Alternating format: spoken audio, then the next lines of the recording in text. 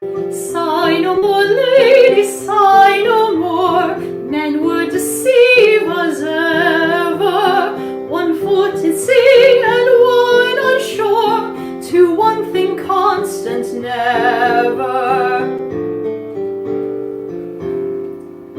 Then sigh not so, but let them go, and be you blithe and bonny, converting all your sounds of woe into hey, nonny, nonny. Hello, everybody, and welcome back to the Wheel of Shakespeare Challenge, our first round in July. Sorry about the delay. I had some I'm still having some technical difficulties adding people to the studio, but I'm going to hopefully we can work around that. So here's our bi-weekly game where we, myself and others, perform random works of Shakespeare chosen randomly by the Wheel of Shakespeare, which I'm going to add to the stream right here, assuming I can. Yep, there it is. There is the Wheel of Shakespeare, which will choose the works that we will be doing impromptu for you guys, based on the randomly chosen the order that I spun for before we started. Henry is going to be our first monologue, then myself. I'm on deck. I will go after Henry does the first performance of Spinning the Wheel.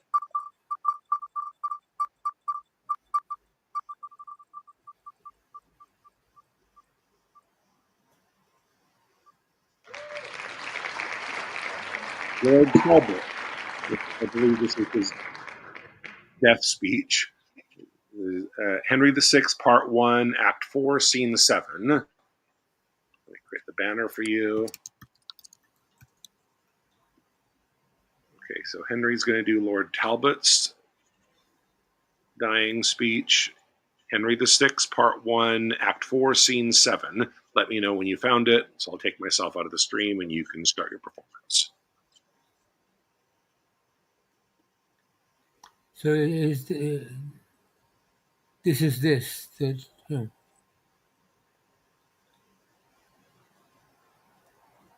It start. Where is my other life? Was that the? Let's see. It starts. Thou antic death is how it begins. Oh, I see. Got it. Okay. So whenever you're ready, go ahead.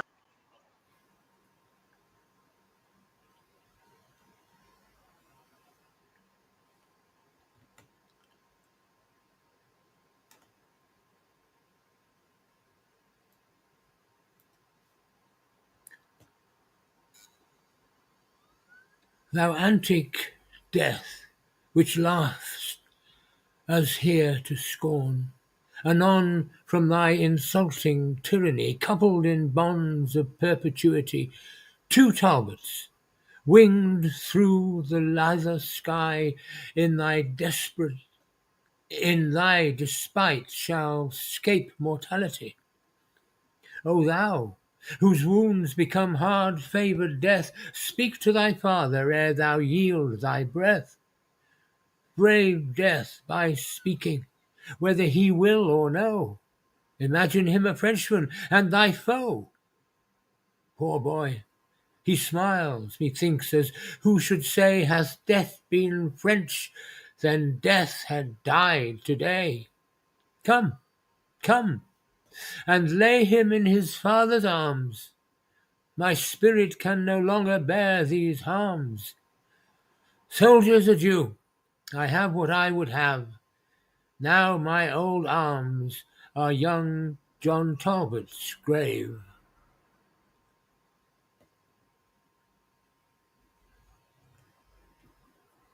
End of speech.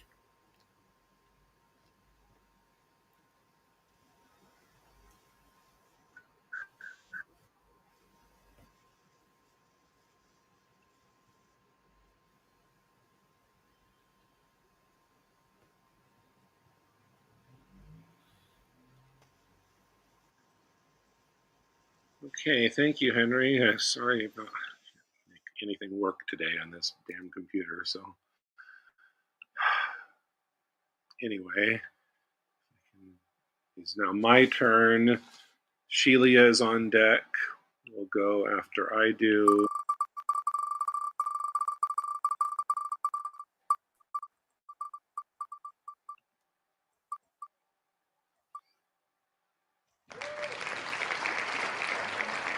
Cassandra, try Trojan's Cry.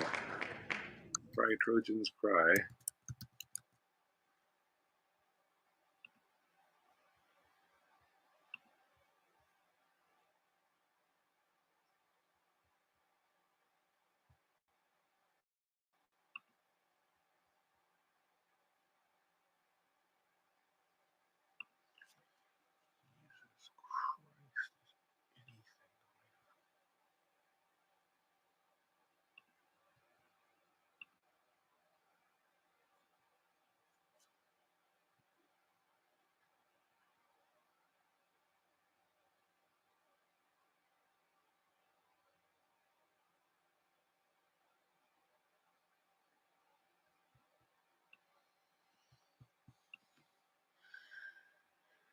Cry, Trojans, cry! Lend me 10,000 eyes, and I will fill them with prophetic tears. Virgins and boys, mid-age and wrinkled eld, soft infancy that nothing canst but cry, add to my clamors. Let us pay betimes a moiety of that mass of moan to come. Cry, Trojans, cry! Practice your eyes with tears. Troy must not be, nor goodly Ilion stand. Our firebrand brother Paris burns us all. Cry, Trojans, cry! A Helen and a woe. Cry, cry! Troy burns, or else let Helen go.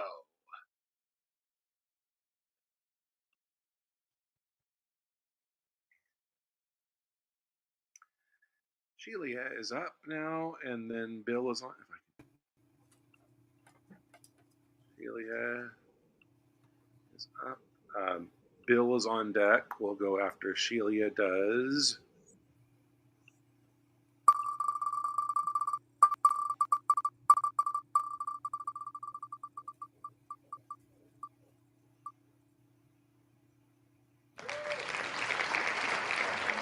Also, honor is in your spectrum. 151.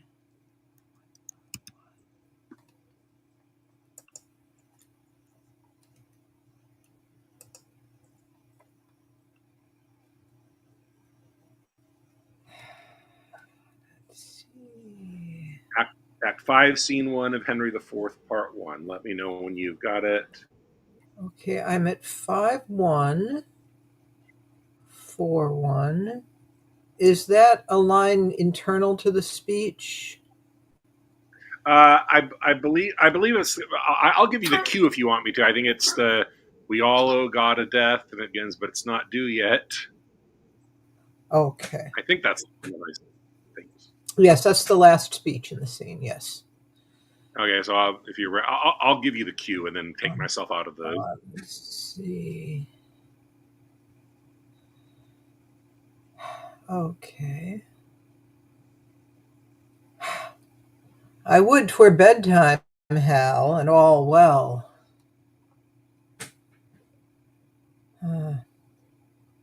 I owest God a death. 'Tis not due yet. I would be loath to pay him before his day. What need I be so forward with him that calls not on me? Well, 'tis no matter. Honor pricks me on. But how if honor pricks me off when I come on? How then? Can honor set to a leg? No. Or an arm? No. Or take away the grief of a wound? No. Honor hath no skill in surgery then. No. What is honor? A word. What is in that word honor? What is that honor? Air! Trim reckoning. Who hath it? He that died a Wednesday. Doth he feel it? No. Doth he hear it? No. 'Tis insensible then, yea, to the dead. But will it not live with the living? No. Why? Detraction will not suffer it, therefore I'll none of it. Honor is a mere scutcheon. And so ends my catechism.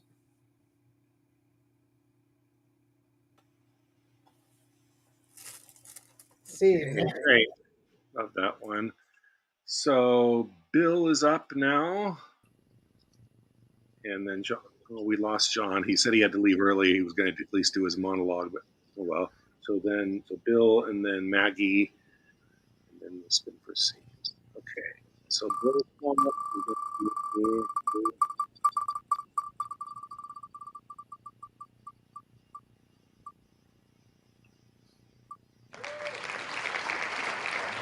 Claudius, the Wit of Hamlet, the opening of Act 1, Scene 2, I believe.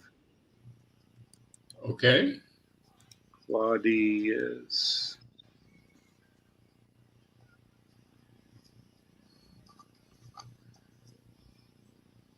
All right. Okay, whenever you're ready. Though yet of Hamlet, our dear brother's death, the memory be green, and that it us be fitted to bear our hearts in grief, and our whole kingdom to be contracted in one brow of woe, yet so far hath discretion fought with nature that we with wisest sorrow think on him, together with remembrance of ourselves. Therefore, our sometime sister, now our queen, the imperial jointress to this warlike state, have we as 'twere with a defeated joy, with an auspicious and a dropping eye, with mirth in funeral and dirge in marriage, in equal scale weighing delight and dole, taken to wife. Or have we in here barred your better wisdoms, which have freely gone with this affair along? For all our thanks. Now follows that you know, young Fortinbras, holding a weak supposal of our worth, and thinking by our late dear brother's death our state to be disjoint and out of frame, colleagued with the dream of his advantage, he hath not failed to pester us with message, importing the surrender of those lands lost by his father, with all bonds of law, to our most valiant brother. So much for him. Now for ourselves and for this time of meeting. Thus much the business is. We have here written to Norway, uncle of young Fortinbras, who, impotent and bedrid, scarcely hears of this his nephew's purpose, to suppress his further gait herein, and that the levies, the lists, and full proportions are all made out of his subject. And we here dispatch you, good Cornelius, and you, Voltaman, for bearers of this greeting to old Norway, giving to you no further personal power to business with the king more than the scope of these delated articles allow. Farewell, and let your haste commend your duty.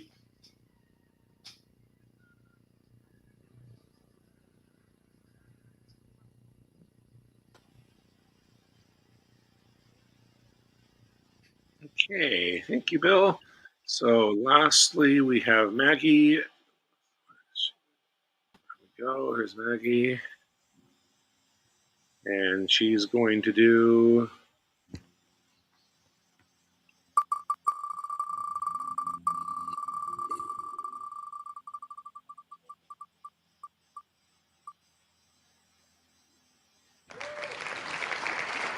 Margot from Richard III Act 1. What were you snarling? Okay, 193. Yeah, I don't remember this one, but let me find. This is not Richard in the III. Henry.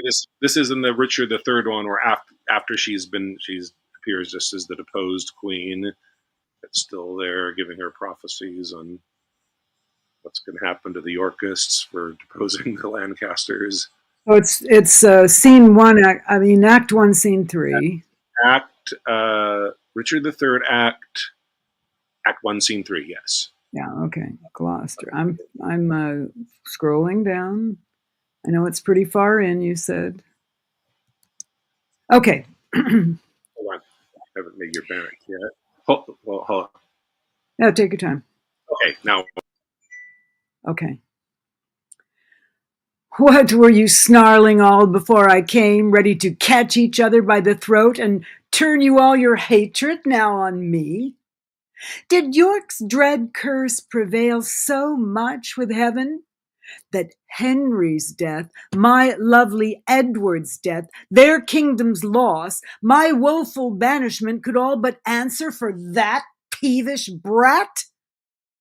Can curses pierce the clouds and enter heaven? Why then give way, dull clouds, to my quick curses. If not by war, by surfeit die your king, as ours by murder to make him a king.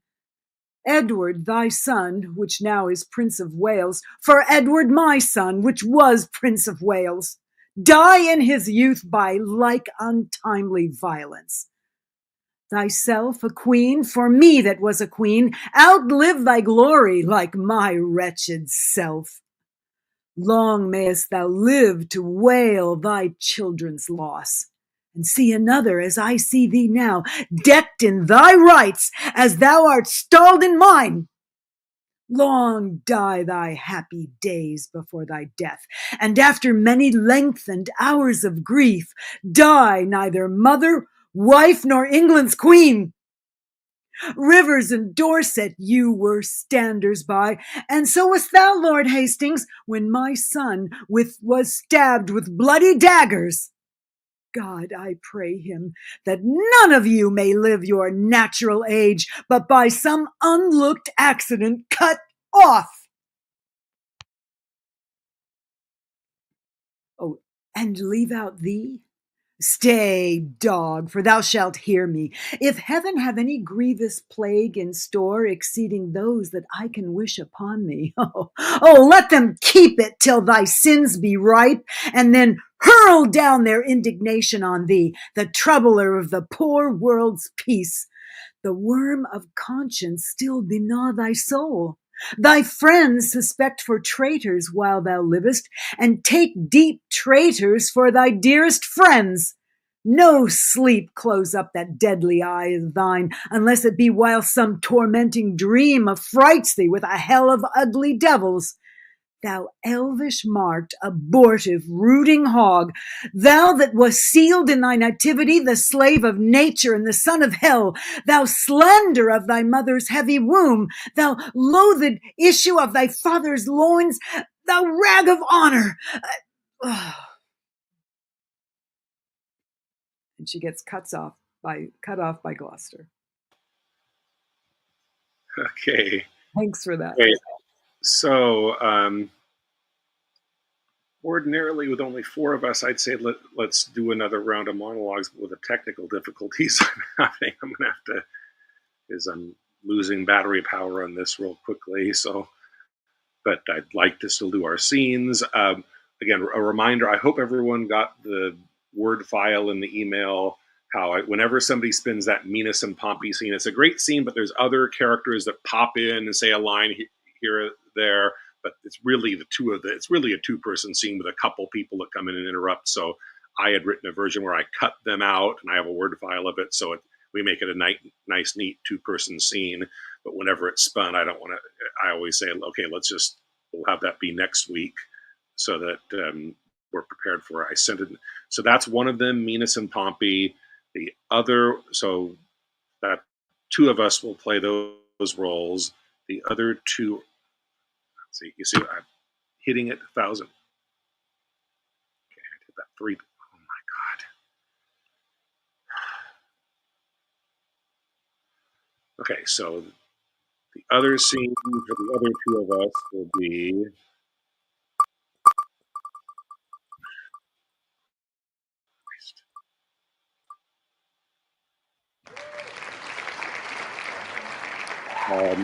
which is got two more of us, so I'm going to spin again. We need a two-person scene.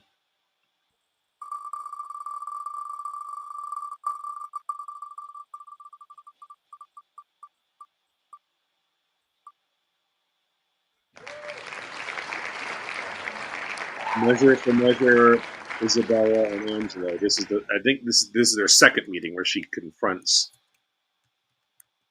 First one where he propositions her, and then the second one when she comes back and says no and confronts him about. Okay, Isabella. Okay, so Act 2, Scene 4. So it's Isabella and Angela, or Minos and Pompey are the four roles we have. Henry has the first choice of those. What's Mineas and Pompey from? Antony and Cleopatra. I don't know if you got my email.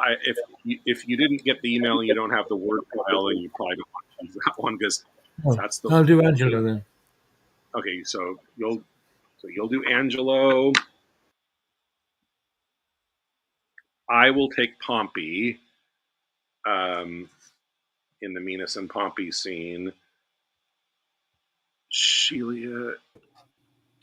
I'll do Isabella. Okay, so Henry and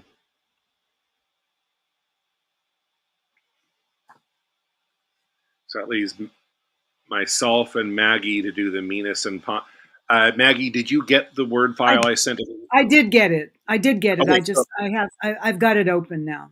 Okay, so we'll go second since we got to find that. So let's see, Henry and. Well, I do have it. Do you have it ready? No. I have. Let me. Okay. Yeah. If you have to go through some. Yeah. Don't worry. Yeah. Let's have Sheila and Henry do their scene first. Fine. Isabella and Angelo. Act 2, Scene 4. Are you two both ready to go with that one? Almost, yes. That's Isabella's entrance, right? Yeah. I just need to step away a second. Hold on. So Bill is gone?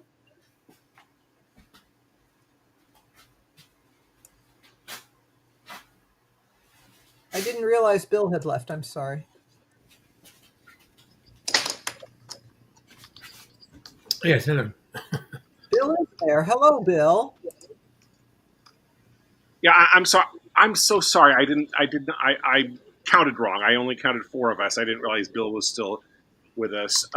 So well, I left. You had drawn Troilus and Cressida with 3 people. That was the original choice. I should have done. You know what? Let's. If your hearts are set on doing this measure for measure scene because we spun it after I counted wrong and thought there were 4 of us when there were really 5, we can do the. Although I don't remember what the number was because I took it off the screen already. Troilus and Cressida, Act 3, Scene 2. It's Troilus, Cressida, and Pandarus. Okay, Act 2, Scene. Okay, so Act 3, Scene 2. I'd really, really like to do this measure for measure, if that's possible. Okay. Yeah. So, Bill, would you like to do another monologue, or do you want? Yeah, sure. I can. Okay. Shop Sorry. Huh? Okay. Sorry, we skipped that. But yeah, because it was my mistake that I counted wrong. But since we did spin the measure for measure scene, and now Henry's got his heart set on doing it, I don't want to deny him that. So let's just do this and so sorry about the screw up with the Troilus and Cressida scene because I counted wrong. So we'll just do, you two will do Isabella and Angelo, then myself and Maggie will do Minos and Pompey, and then Bill can do another monologue.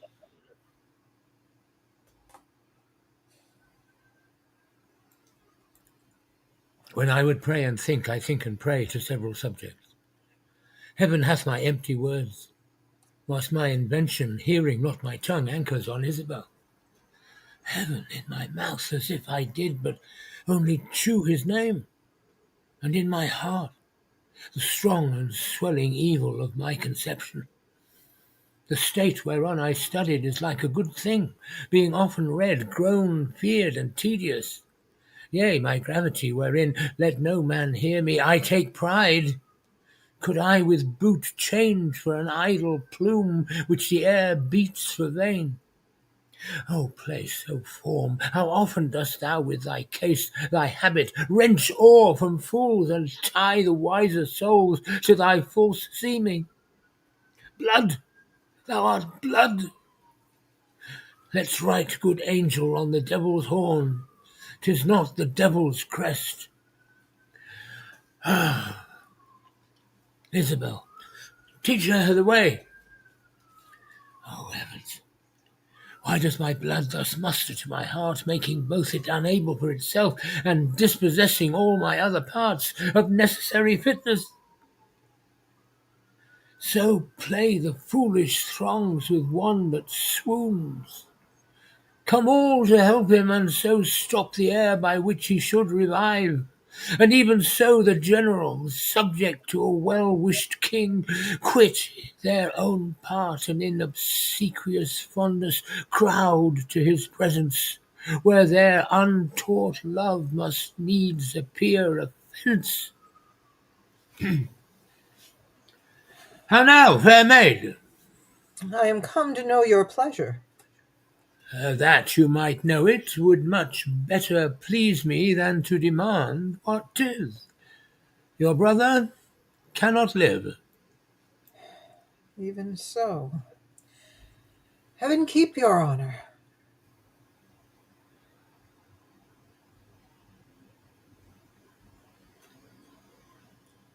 Yet may he live a while, and it may be as long as you or I. Yet Yet, he must die. under your sentence, Yea, when, I beseech you, that in his reprieve, longer or shorter, he may be so fitted that his soul sicken not. fie these filthy vices. It were as good to pardon him that hath from nature stolen a man already made, as to remit their saucy sweetness that do coin heaven's image in stamps that are forbid. 'Tis all as easy, falsely to take away a life true made, as to put metal in restrained means to make a false one. 'Tis set down so in heaven, but not in earth. Say you so? Then I shall pose you quickly. Which had you rather, that the most just law now took your brother's life, or to redeem him, give up your body to such sweet uncleanness as she that he hath stained? Sir, I believe this. I had rather give my body than my soul. I talk not of your soul. Our compelled sins stand more for number than for account. How say you? Nay, I'll not warrant that, for I can speak against the thing I say. Answer to this. I, now the voice of the recorded law, pronounce a sentence on your brother's life. Might there not be a charity in sin to save this brother's life? Please you to do it. I'll take it as a peril to my soul. It is no sin at all, but charity. Pleased you to do it at peril of your soul, where equal poise of sin and charity. That I do beg his life. If it be sin, heaven let me bear it. You granting of my suit, if that be sin, I'll make it my morn prayer to have it added to the faults of mine, and nothing of your answer. Nay, but hear me. Your sense pursues not mine. Either you are ignorant or seem so craftily, and that's not good. Let me be ignorant and in nothing good, but graciously to know I am no better. Thus wisdom wishes to appear most bright when it doth tax itself.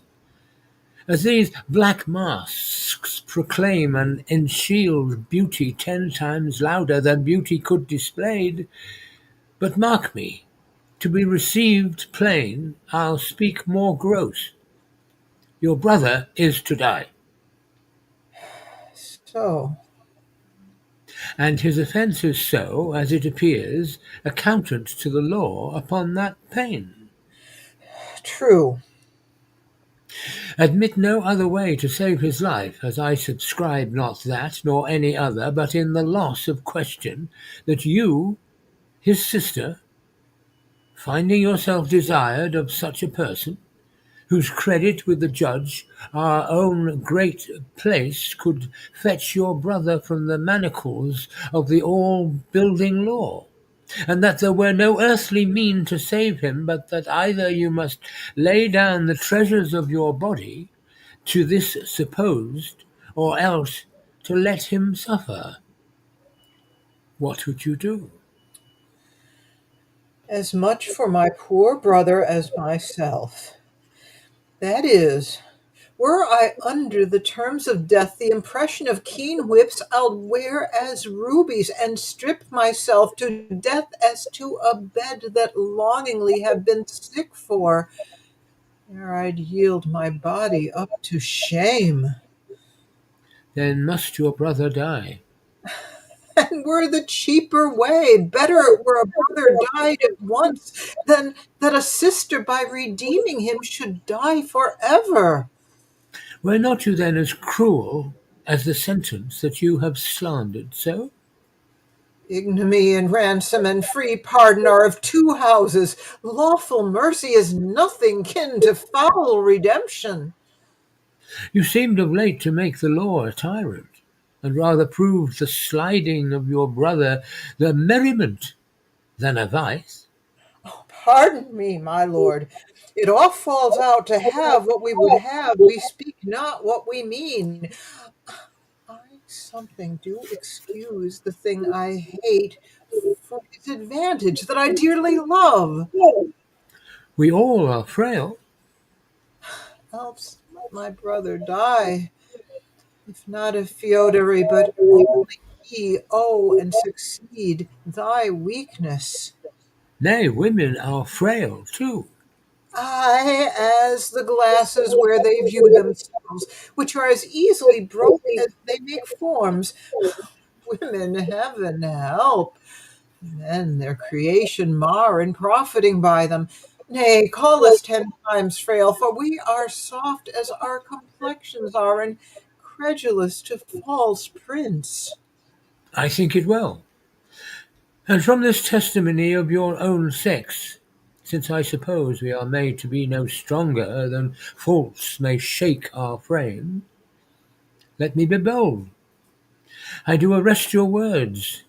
Be that you are, that is, a woman. If you be more, you're none. If you be one, as you are well expressed by all external warrants, show it now, by putting on the destined livery. I have no tongue but one. Gentle my lord, let me entreat you speak the former language. Plainly conceive, I love you. My brother did love Juliet, and you tell me that he shall die for it. He shall not, Isabel, if you give me love. I know your virtue hath a license in it, which seems a little fouler than it is to pluck on others. Believe me, on mine honour, my words express my purpose.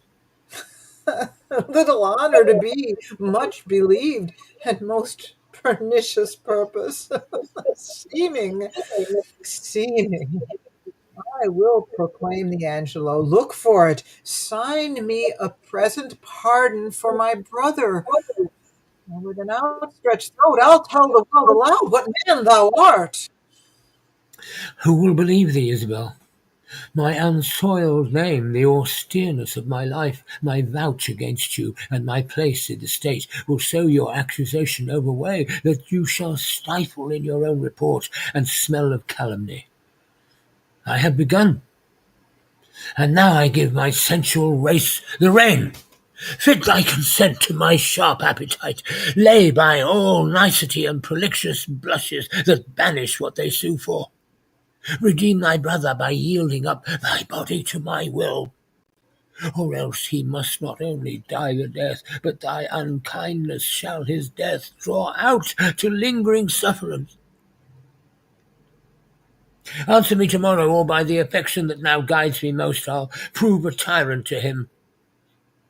As for you, say what you can.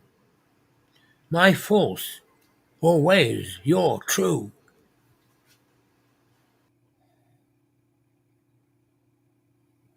To whom should I complain? Did I tell this, who would believe me?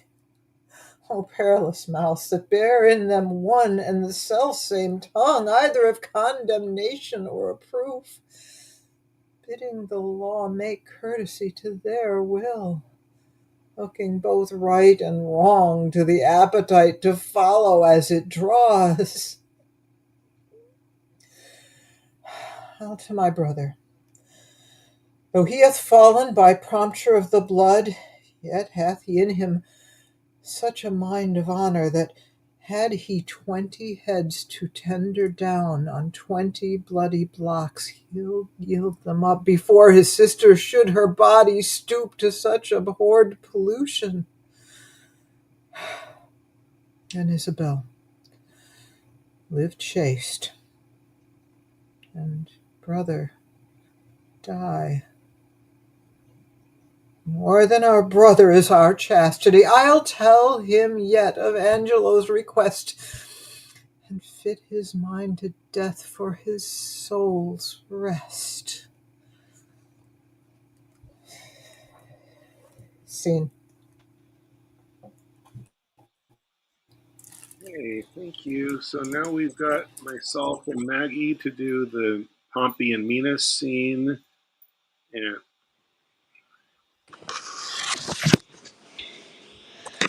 okay, Sorry, my and computer then was running out Bill. of. Hang on, my computer was running out of battery, and my battery was in the car. So I'm just now. I actually signed off online, but I would rather go back to that. Okay, And so let me. All right, let me. Here we go. I'm coming back because I can't. It's too hard to try to read the text on my phone and also be on here. If you can give me a second. Enter studio. There we go. And then let me. Here we are. Let me get off of this. How do I done?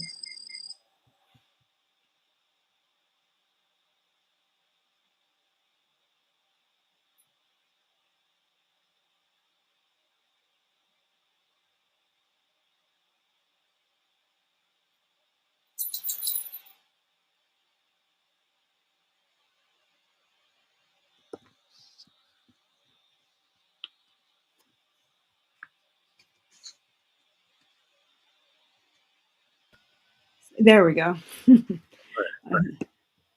Okay, let's let go. me open it again. Yeah, sorry about that. Okay, I have it open. Let me close this other one. Okay, good. All right, so you have the first line. So Right, okay. Pompey, a word. say in mine ear, what is?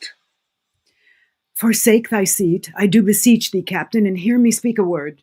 Or bear me till anon. It's wine for Lepidus. Go hang, sir, hang. Tell me of that. Away. Do as I bid you. Where's this cup I called for?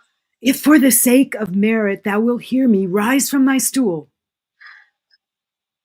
Think thou art mad. The matter? I have ever held my cap off to thy fortunes. Thou hast served me with much faith. What else to say? Be jolly, lords. Wilt thou be lord of all the world? What sayest thou? Will thou be lord of the whole world? That's twice. How should that be? But entertain it, and though thou think me poor, I am the man will give thee all the world. Hast thou drunk well? Now, Pompey, I have kept me from the cup. Thou art, if thou darest be, the earthly Jove. Whate'er the ocean pales or the sky eclipse is thine, if thou wilt have't. Show me which way. These three world sharers, these competitors, are in the vessel. Let me cut the cable, and when we are put off, fall to their throats. All there is thine.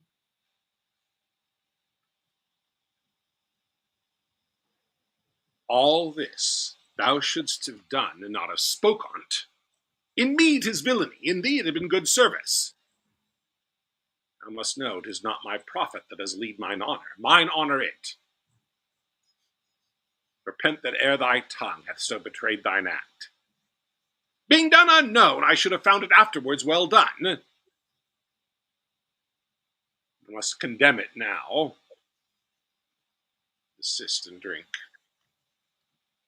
For this, I'll never follow thy pallid fortunes more. Who seeks and will not take when once is offered, shall never find it more.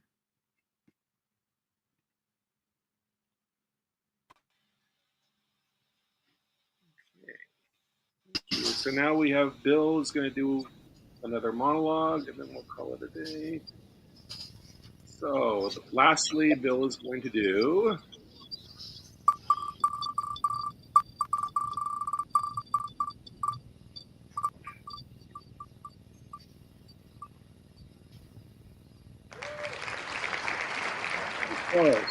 Opening of Romeo and Juliet.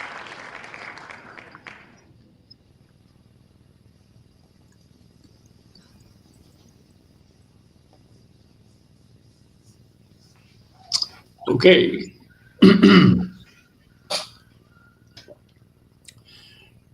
Two households, both alike in dignity, in fair Verona, where we lay our scene, from ancient grudge break to new mutiny, where civil blood makes civil hands unclean.